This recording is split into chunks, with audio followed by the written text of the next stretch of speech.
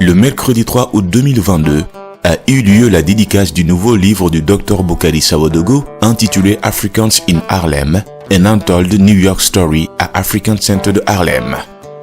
Selon le Dr Sawodogo, Africans in Harlem est un récit de la présence et de l'influence africaine à Harlem de son point de vue en tant qu'érudit africain au City College de New York, écrivain, cinéaste et directeur fondateur de Harlem African Animation Festival et qui vit et travaille dans le quartier.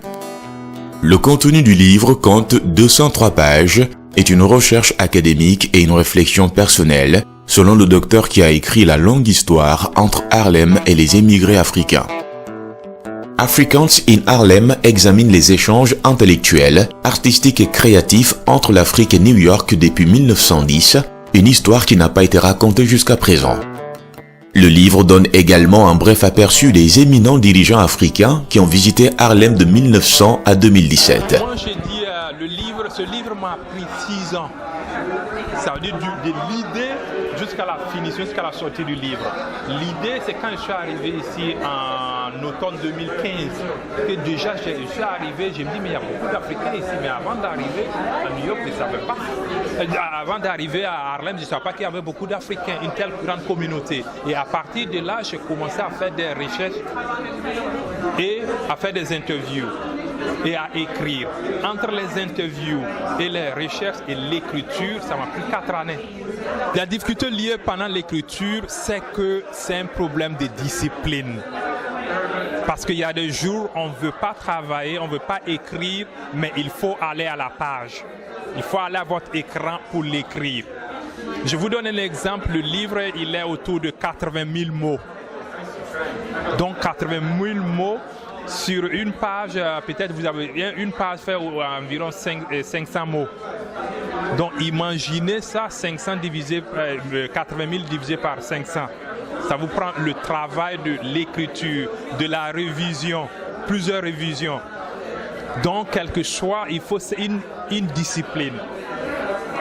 Et le défi, c'est surtout ça, parce que là, on est sollicité par moi, mon travail, j'enseigne, j'ai d'autres projets, je fais des conférences, je vais au festival de cinéma. Donc souvent, il y a des interruptions, mais souvent, pendant que non, je suis en train de faire une autre activité, il faut que je continue d'écrire. Thank you so much for coming. I really appreciate it. Plusieurs personnes et personnalités venues des 4 coins de New York ont assisté à la cérémonie d'inauguration, entre autres le représentant permanent du Burkina Faso auprès des Nations Unies, son Excellence l'ambassadeur Ouinibani Konaté, le consul général son Excellence Alain Compaoré, Herman Somé, président de l'Association des Burkinabés de New York, ont manifesté leur fierté vis-à-vis du Dr Sawodogo. Au-delà de la simple dédicace, c'était aussi une conversation entre le public et l'auteur. Et au docteur de conclure, l'expérience des Africains à Harlem n'est pas différente de celle des Africains qui vivent aux États-Unis en général et sur de nombreuses questions.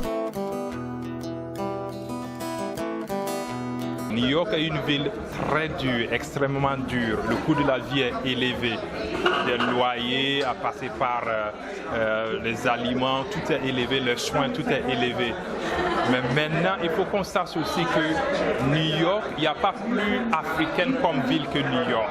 Parce que si on connaît l'historique, l'histoire de la ville de New York, on s'en rend compte que New York appartient à nous tous. Donc on peut déjà sur le plan de l'estime de soi, lever sa tête et puis affronter les difficultés qui se présentent devant nous. Mais maintenant, de façon plus large, en ce qui concerne les États-Unis, mon appel est qu'il faudrait, on a déjà une communauté, mais moi je dis une communauté par le nombre.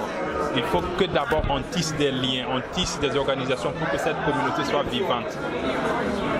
Mais il faut qu'on dépasse notre communauté. S'il vous plaît, il faut qu'on dépasse nos communautés. Il faut qu'on aille au-delà de nos communautés pour élargir nos réseaux professionnels, notre réseau social. Parce que si on reste entre nous, l'entre-soi, on n'aura pas beaucoup de développement.